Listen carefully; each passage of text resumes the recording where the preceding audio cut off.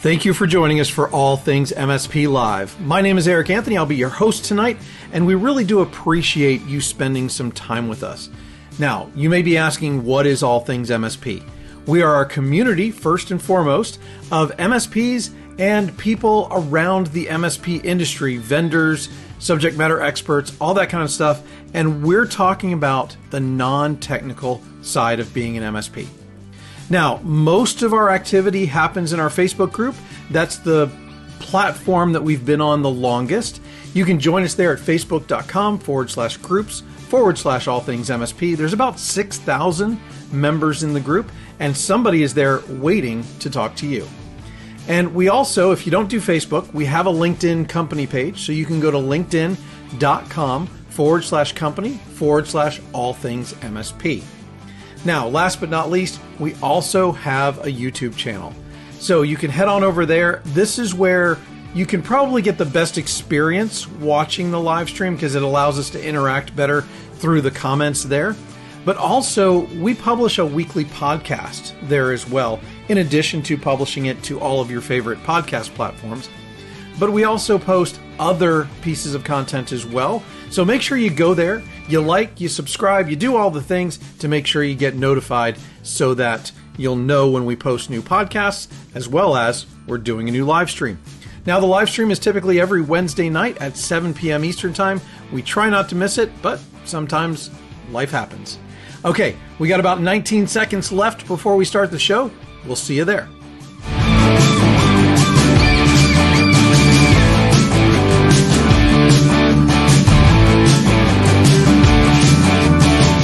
The views and opinions expressed on this broadcast are those of its participants and do not reflect the views and opinions of any employer, MSP, sponsor, advertiser, or vendor.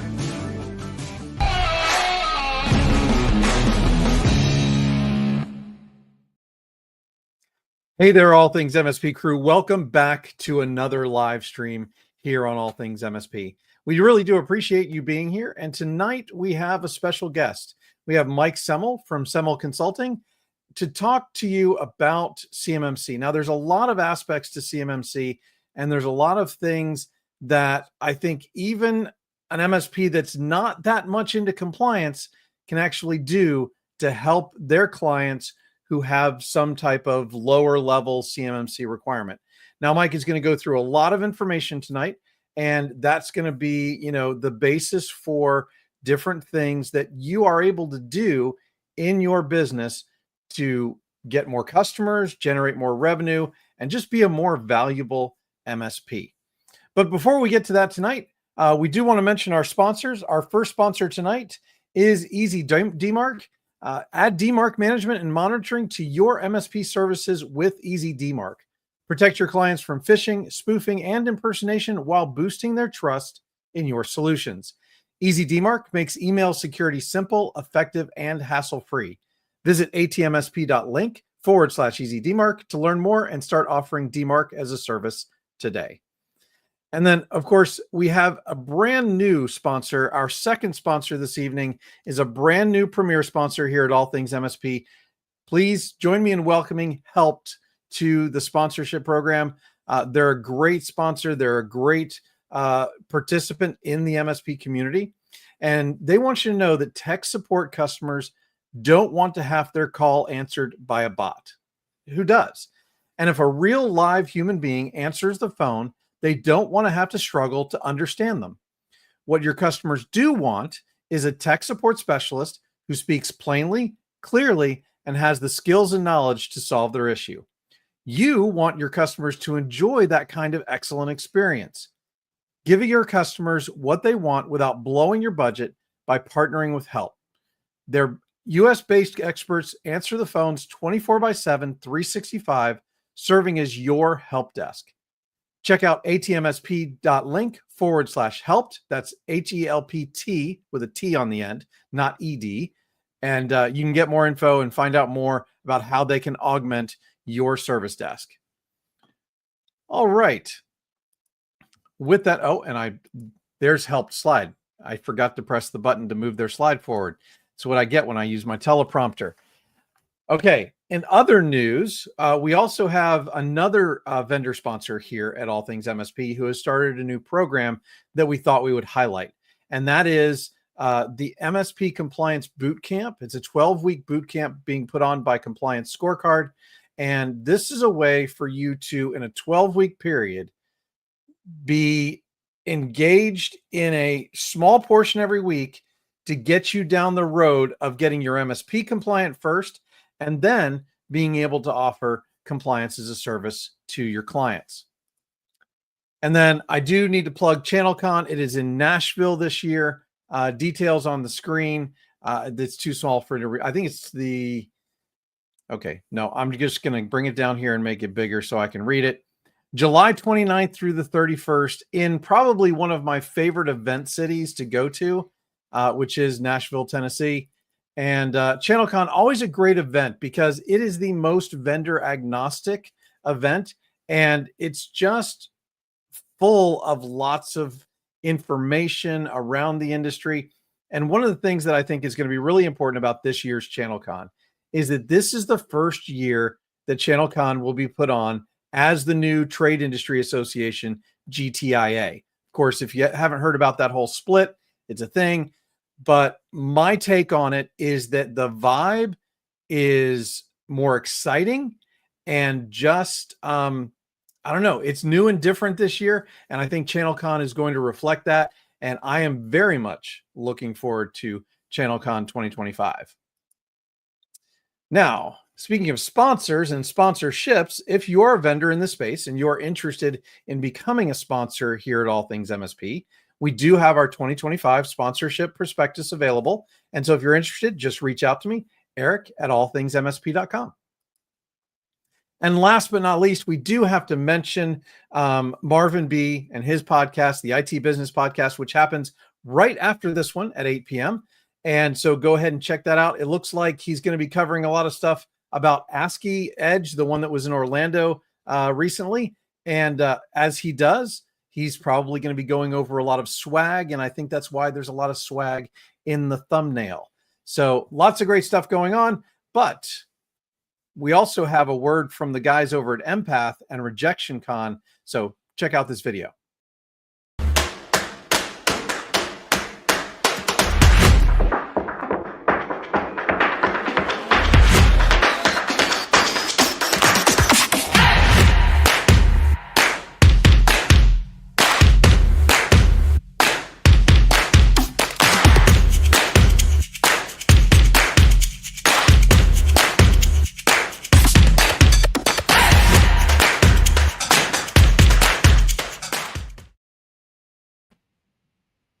All right. So my guest tonight is Mike Semel. Mike, how you doing? Hey, Eric. Great. How are you doing? Really good. Really good. And I am so glad that we finally got to do this session, because what the audience doesn't know is that we've been probably trying to put this together for what, a year, year and a half?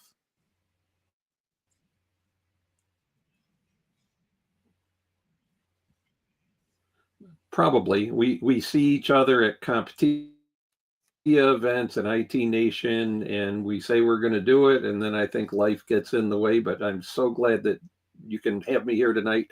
This is a topic that I'm passionate.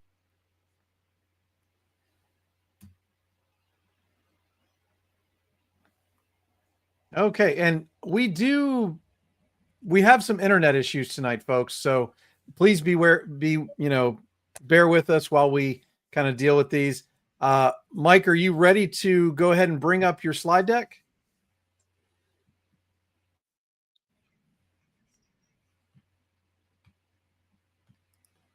Yeah, I'm ready to go and talk about compliance. All right. Well, like I said, this is something when that I use the word compliance.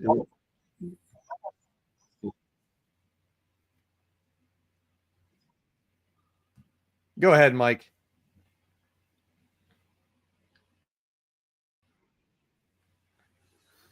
Okay.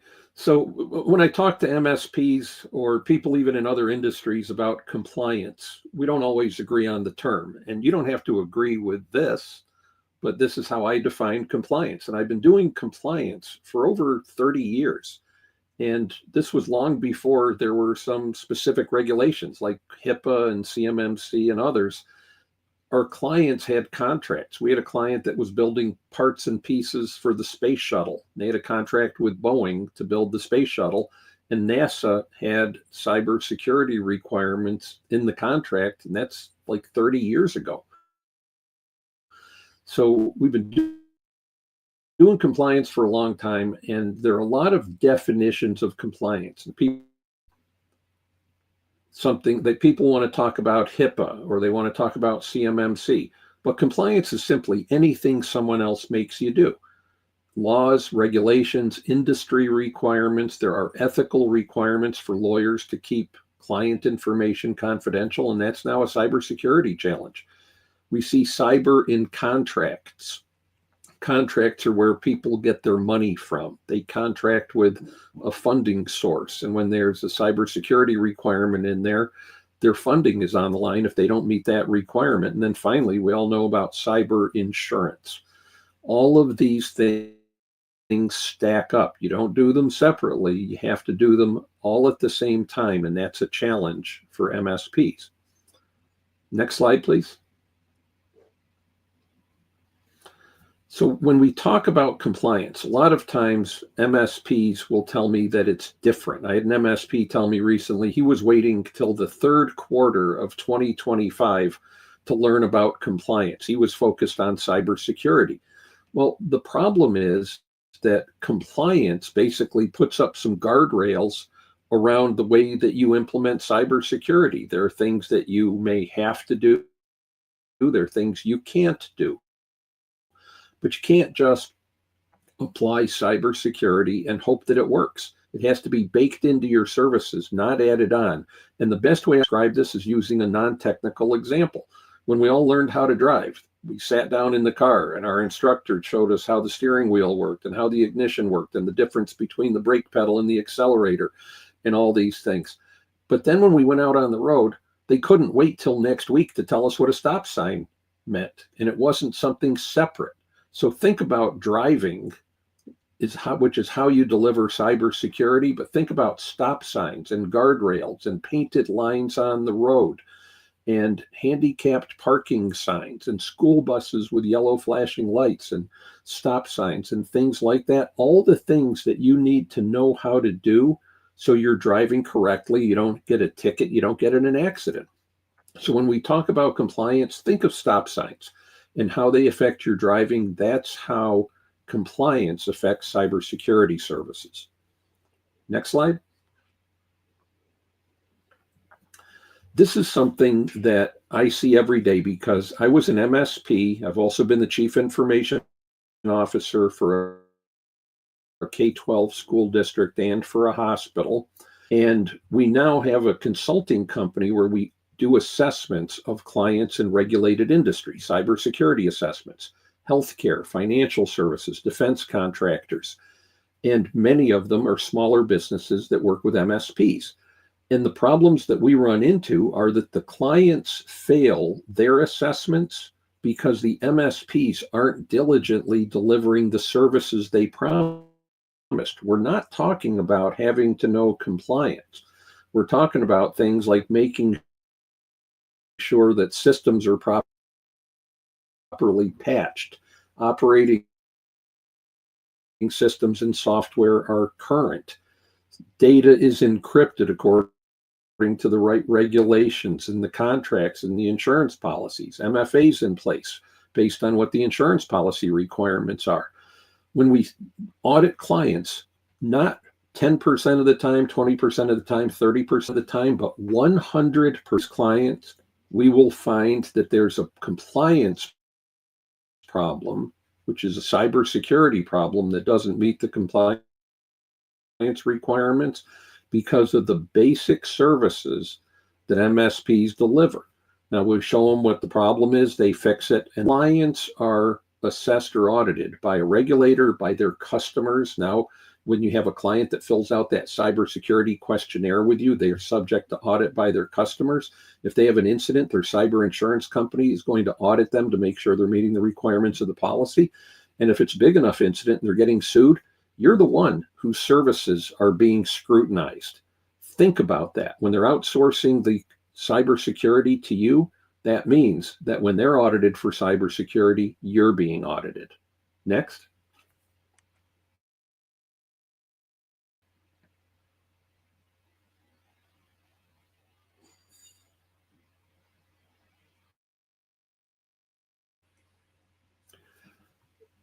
Now, I've just shown you some of the threats that when your clients are audited, you're being audited. But compliance is a huge opportunity. Way back in the early 2000s, around 2004, I learned about HIPAA. HIPAA was a new requirement at that point that was going to regulate the cybersecurity across the healthcare industry. I was an MSP, just like all of my friends. But what I did differently was I went and got some training on HIPAA. I basically had to learn HIPAA like you'd learn a foreign language. I had to be able to talk HIPAA to the clients that we wanted to sell to. But the trick was we didn't change our cybersecurity and our IT management services. We just changed how we talked about them. So when we talked to the clients, we weren't talking to them about the cybersecurity and the IT management and us being a managed service provider and all those things. We talked to them about what their revenues were and their reputation were going to be hit if they didn't comply with these regulations. That resonated with the C-level executives, the chief executive officer, chief financial officer, the owner of businesses, the doctors that had medical. They did not want to be spending money on fines and being distracted by regulatory investigations and things. But one of the key things that MSPs miss and your clients miss is that it's not what you do. It's what you do that's documented. And the documentation requirements when somebody's audited or investigated will go back years, which means that if it wasn't documented at the time, it didn't happen. And you can't create reports for something you did 2 years ago, or the patch report from 2 years ago, or the encryption report from 2 years ago. So one of the easiest ways for an MSP to add monthly recurring revenue to the existing client base is to look at your regulated clients. And by the way, every client that you have has to comply with at least one regulation. You can offer documentation as a service. At the end of every month, you simply print out an encryption report, a firewall intrusion detection report, a whole series of reports for what happened that month. You provide them to your client so they can create a library of reports based on your services so they're audit ready every day of the year. The clients need it. These are the reports coming out of your management tools. It can allow you to add 50 to 100%. That means you're either going to increase your prices 50% or you're going to double them on a per seat basis for your managed services clients. I'm not making this up. This is exactly what I did as an MSP. We focused on the compliance aspect of what we did. We increased our rates, and no other MSP could compete with us, even though they were delivering the same service, helping clients prepare for their audits and meeting their compliance requirements simply by delivering our everyday MSP services, but we charged more because we called them something else. Next slide.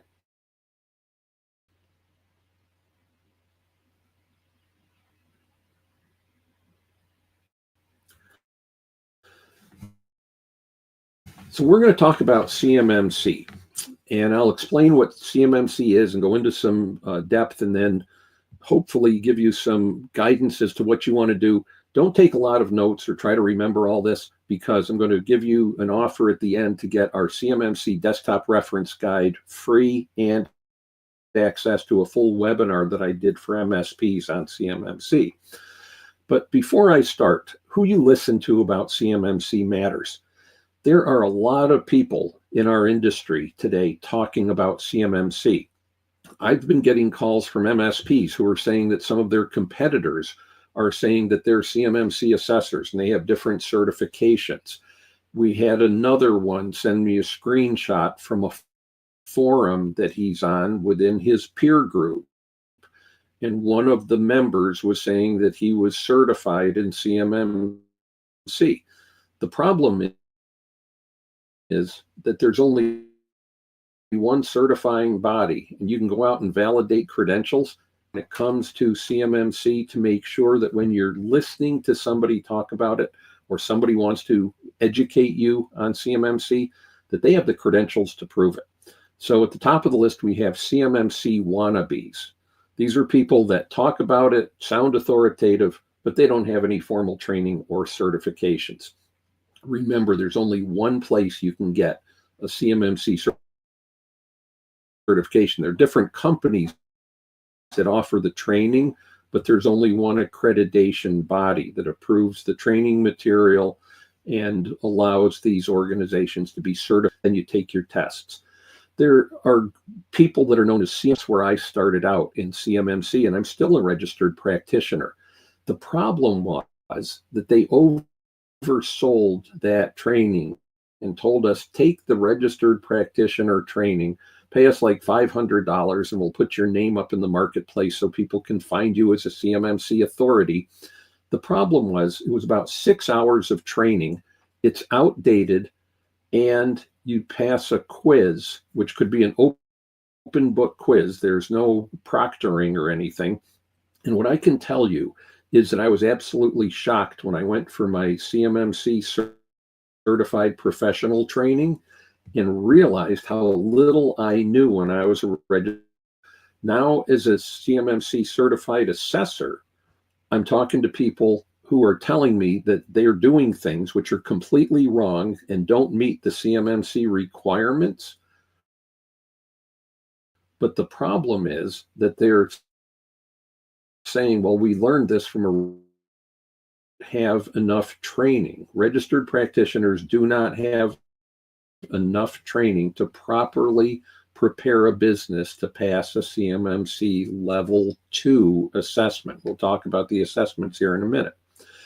Then we have CCP, CMMC Certified Professional, 26 hours of instructor-led training, plus a 3.5-hour proctored test. You're locked up in a testing center, no books, no phone, no way to find anything. You better know your stuff to pass the test, and then to become a C3 background check done and approved. CCA, CMMC Certified Assessor. First, you must be a CCP. So you've already had 26 hours of training and you passed a 3.5-hour closed book test. Then you get another 26 hours of training and you take another 3.5-hour test on the assessment process. To be an assessor, you need a separate cyber certification besides the CMMC stuff. And you need to prove at least 1 year of assessment experience. And then you have to take an online course to get. The reason I'm showing you all these things is that you can see where the red box is. If you're going to listen to anybody who's trying to explain CMMC to you, make sure they're either a CCP or a CCA, or they're probably not giving you good information. Now, I put in the other box to the right, how you can verify credentials for CMMC. You go out to the CyberAB's website. That's cyberab.org, O-R-G. At the top on the menu bar, the list of all the people that are certified. Simply type the person's name into the search bar at the top and hit the search button. And if they come up, you'll see that they're a registered practitioner, a CCP, CMMC certified professional, or a CMMC certified assessor. If they don't come up, they're not certified. So this is where you separate the people who are telling you things that may not be accurate from the ones that have formal training and understand the process and are certified independently by the accreditation body to be able to deliver CMMC services. Next slide.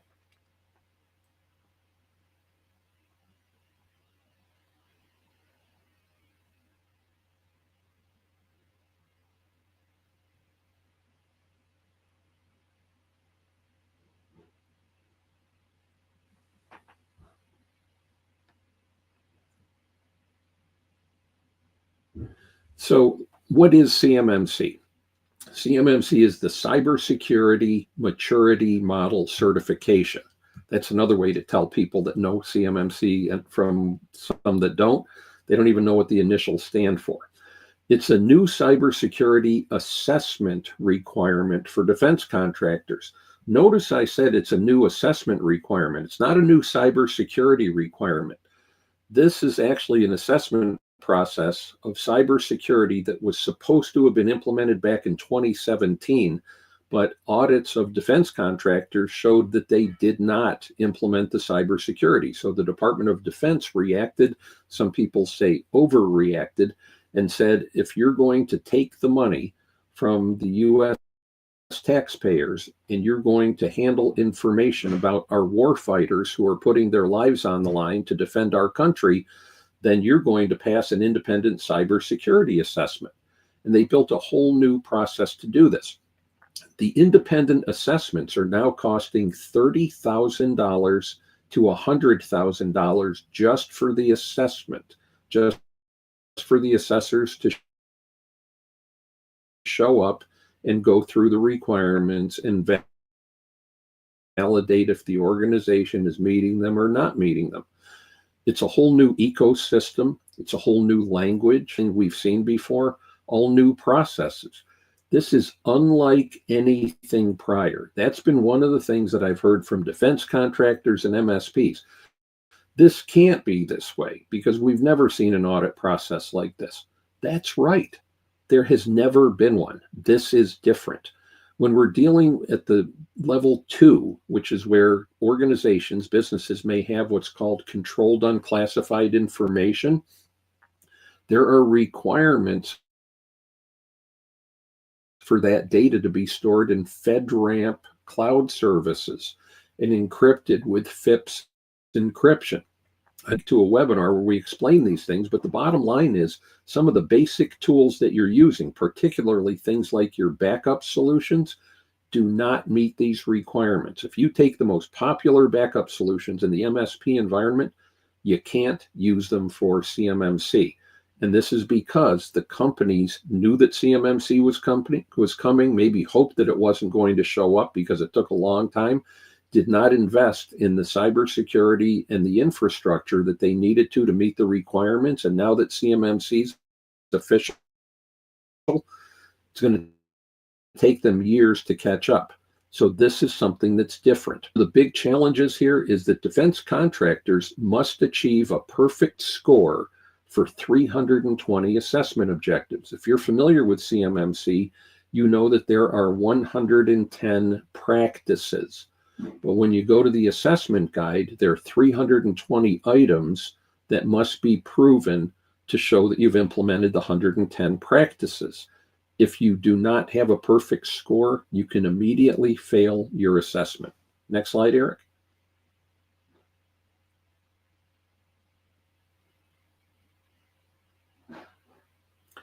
So in CMMC, there are 3 levels. When CMMC started back in 2020, there were 5 levels, and then they came out with CMMC 2.0. But I still hear MSPs talking about 5 levels. I still have Department of Defense contractors talking about 5 levels, but there are 3 levels. Most MSPs are being challenged by clients who have to meet level 2, and there are about 80,000 companies that are estimated to have to go through a level 2 CMMC assessment, certification assessment every 3 years. Every day after their assessment, there means that they can't be lax in their cybersecurity. They have to maintain that level of cybersecurity, which is job security for you. If you're an MSP that's supporting them, these are not one and done assessments.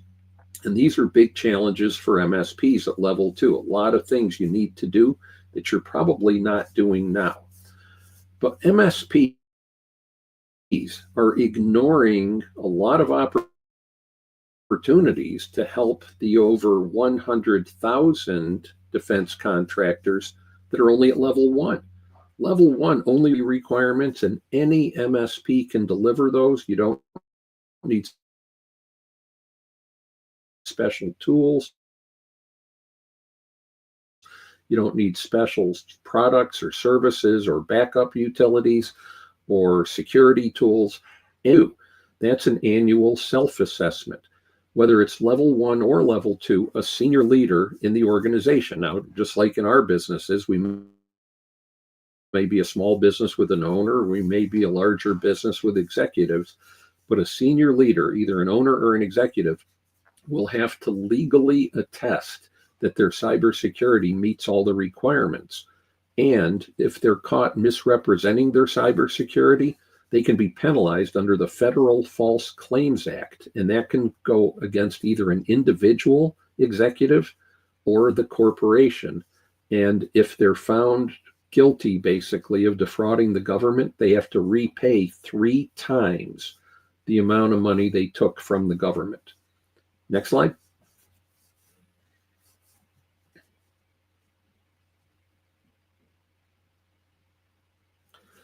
So this is really big, and you need to pay attention to this, because if you're thinking about CMMC, or even if you're thinking that you shouldn't be doing it, you need to understand what your accountability is, but it's a big opportunity for MSPs. And if you remember, I said way back in 2004, I looked at HIPAA as an opportunity, and I changed the way I did business and marketed myself to position my company as a compliance expert. We're hearing from MSPs that they're getting calls from customers who are asking them, are you going to be able to help? They're being told by the Department of Defense, these are the defense contractors, and the prime contractors. So in the defense industry, a prime contractor is the company that will get the contract for something from the government. Think of a fighter jet or a submarine or a ship. But then they'll go out and they'll sub into those bigger projects. So those are called subcontractors. We're hearing from MSPs that their clients, very small businesses or medium-sized businesses, are being told by the large prime contractors like Boeing and Northrop Grumman that if they don't get their CMMC Level 2 certification, they're going to be delisted and these big companies won't work with them anymore. Now, for some defense contractors, it's only a small percentage of their business. For others, it can be 95% of their business or all of their business. Whatever the tipping point is, it could put them out of business if they don't meet CMMC. So this is where MSPs can't just put a toe in the water, but don't be afraid of that. Just like diving into the deep end of the pool, if you know how to swim, you're going to be great. So these are the things that MSPs have to do. And again, I said this is different than anything we've ever seen before. So an MSP must provide the client with what's called a customer responsibility matrix. It's the same thing. Think of a spreadsheet with multiple columns. The first column lists all the things that need to be done for cybersecurity. There's another column for the MSP. There's another column for the customer. And then there's a column that says shared. And then there's another column that says third party. So third party would be like Microsoft. If you're using Microsoft for file storage for email responsibility matrix, you have to go through all 320 assessment objectives for CMMC and check off the ones that they have to have that document when they schedule their assessment, or else their assessment won't even get scheduled. That's how important this is. The second thing is that the client has to have the servers, the PCs, the infrastructure, the switches, the routers, all of those things. This is a network diagram like you've never seen before. because the client has to have the MSP's systems that access the client site and the MSP's cybersecurity tools that access the client site on the client's network diagram. So this is, again, different, but you are involved very deeply in your client's infrastructure. But the last thing, or the next thing it says, is that the MSP must be present, physically present. You have to be there at the client's assessment, and you have to take full ownership of all the things on that customer responsibility matrix that are assigned to you. And if you fail even one of those 320 objectives, your client will fail their $30,000 to $100,000 assessment. The price varies basically on the size of the organization, how many locations, and things like that. So to go back through this, as an MSP, you need to understand CMMC. This is not something where you can just tell somebody, yeah, we help with CMMC, and not understand it. You have to provide a customer responsibility matrix.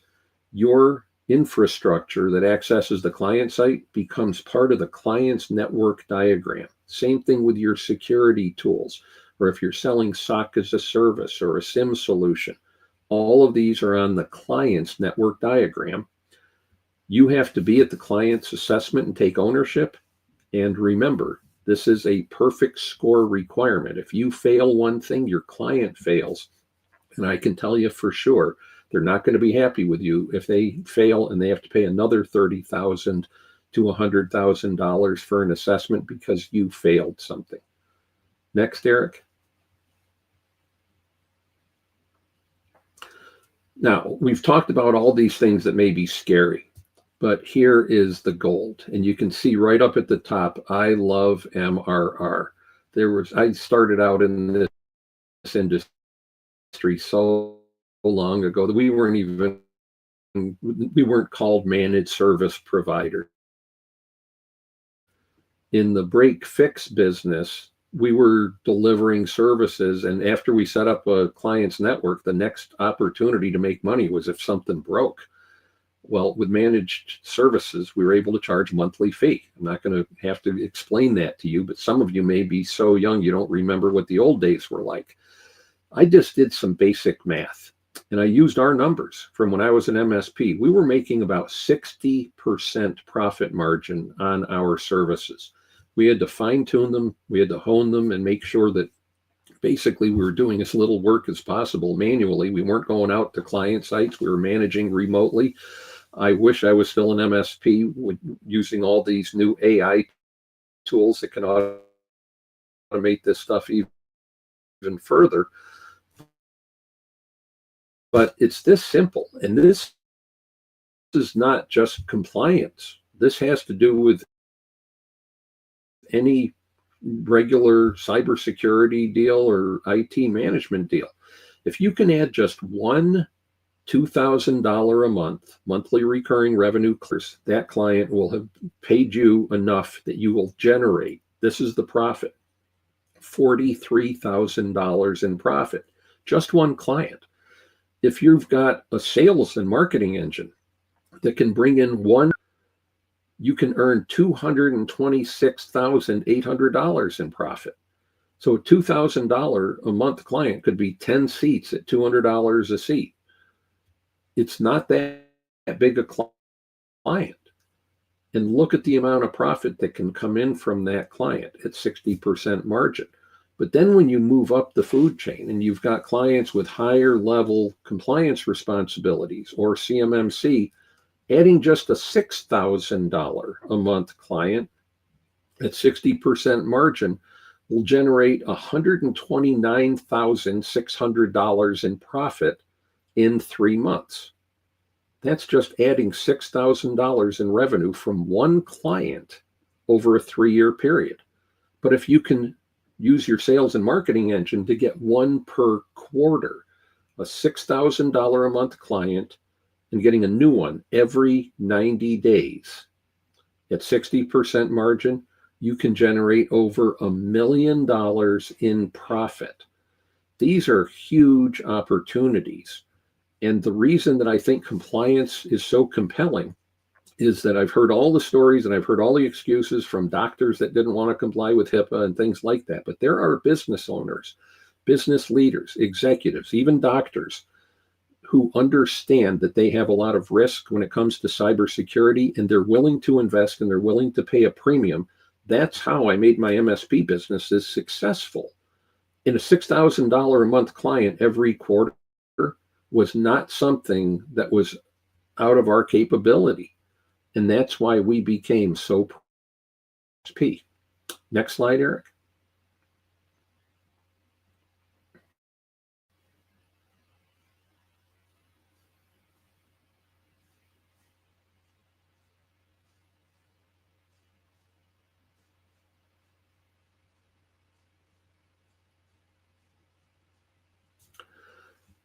So one of my challenges as an MSP was, first of all, having to learn everything.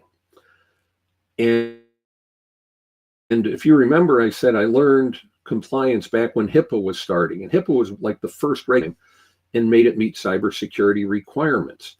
Over the years, there have been a lot more regulations. We have the Graham-Leach-Bliley Act, the FTC Safeguards Rule, PCI DSS, the New York State Department of Financial Services, FERPA for K-12 education, CJIS for law enforcement. We have the Securities and Exchange Commission and FINRA. There are regulations on top of the regulations.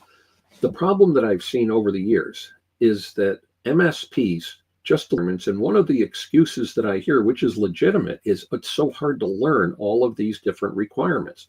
So I created self-paced training courses and toolkits. So there are people that do boot camps, and you can go and do a boot camp and you'll learn something, but generally it's one person that goes to a boot camp, maybe two people from an organization that go to a boot camp.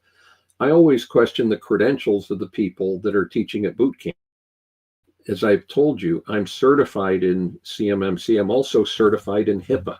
I'm a certified security compliance specialist. I'm certified in business continuity planning and cyber resilience.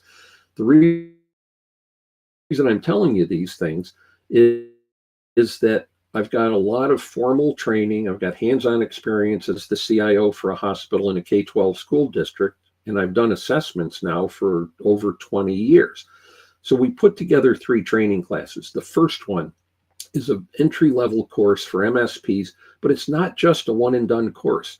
You get access to all the video training. You get access to all the templates.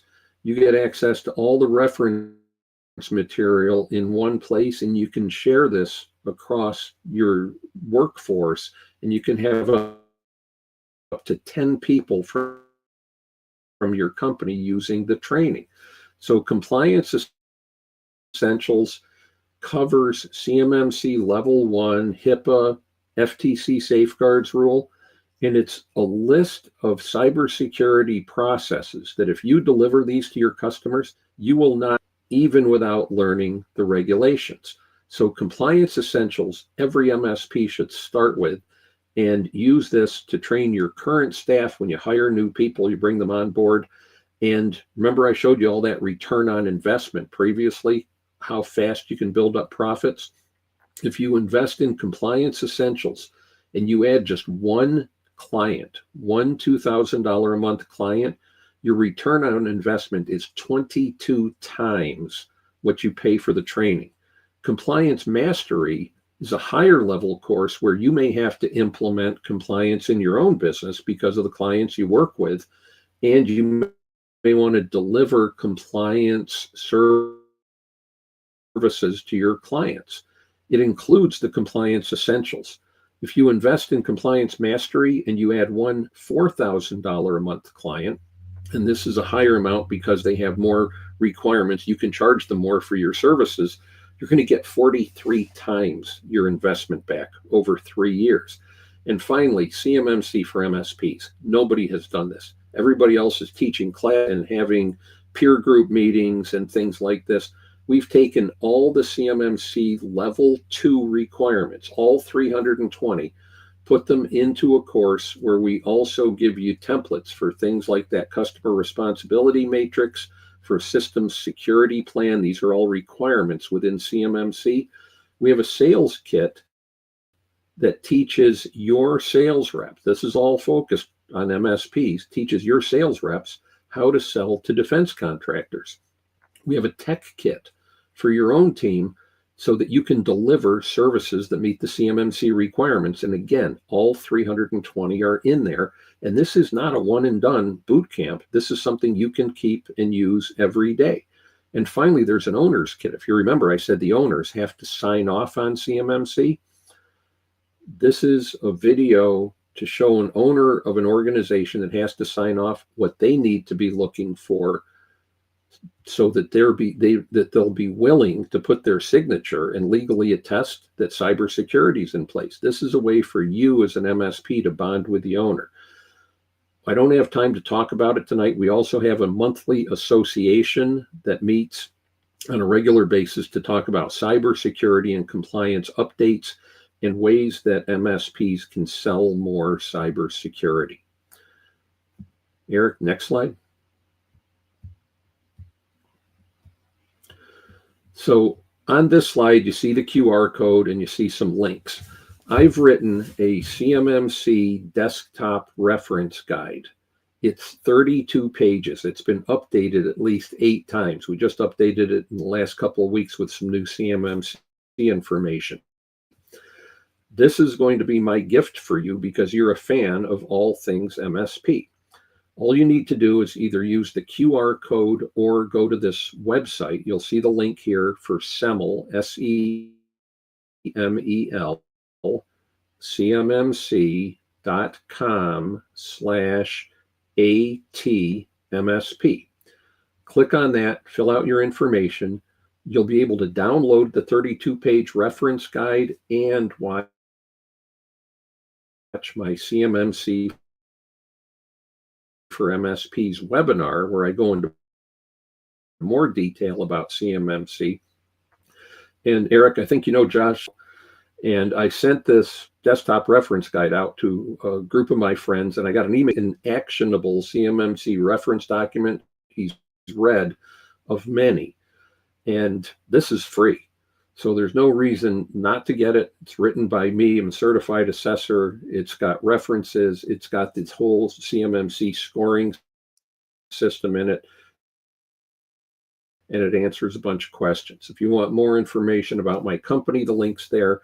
Questions, comments, ways that I can help you, please do. All right. Well, thank you, Mike. And by the way, guys, I stayed silent during all of that because I know we're having internet issues.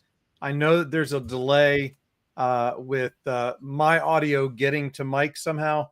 And so we just wanted to keep everything a little bit more coherent this time. So again, Mike, thank you so much for doing this. We actually ran almost to the top of the hour. So we did a lot of stuff tonight. If there's one thing that you could tell MSPs where to start with this, with your materials, where would it be?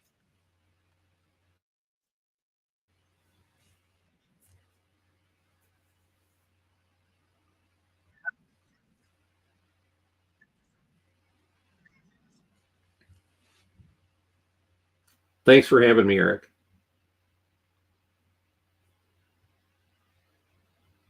Okay, Mike. Well, thank you so much again. And those internet issues are getting us. What I'm going to do is I'm going to go ahead and I'm going to take the recording of this, and because it's being recorded on both sides, so we should have good audio, good video that I can then put back together and make this a little bit better experience than maybe it was tonight. I think this is due to the large storms that moved through the Northeast this evening, and that probably has a lot to do with what's going on. I'm going to go ahead and end it here for everybody's sake. Thank you so much for watching. We'll see you next time.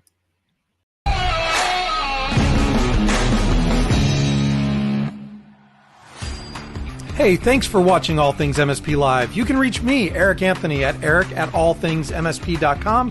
If you're a guest, if you're a vendor, if you want to sponsor the show, let me know.